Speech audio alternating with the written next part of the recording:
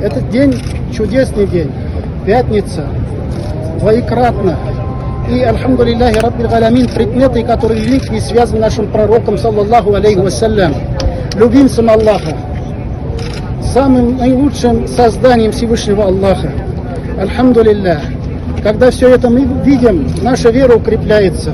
Такое почтение, оказанное этим реликвиям, потому что тем самым своим отношением вы разделяете с нашим муфтием миссию достойного хранения этих вот бесценных вот этих реликвий. Они здесь будут находиться 2 дня, будут выставлены на показ. Они хранятся в закрытом помещении, которое, то есть, закрыто от прямых попаданий солнца. Изначально эти реликвии они передавались в арабских семьях из рук в руки, потому что некоторый период, когда не совсем достойное отношение было проявлялось к этим реликвиям, на арабском полуострове прошла волна так называемой борьбы с многобожием, и эти реликвии подвергались как бы охоте с целью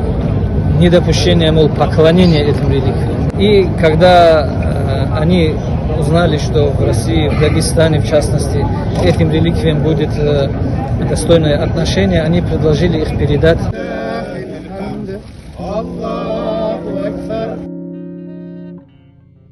Всевышний уже не первый раз дает мне такую возможность именно случайно встречаться с реликвиями.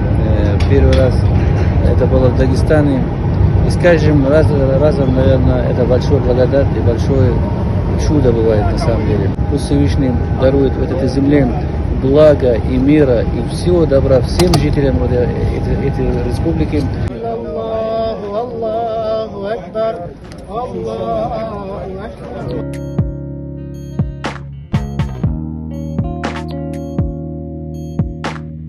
В Дагестане намечается открытие при новом строящемся духовном центре, при новой большой мечети.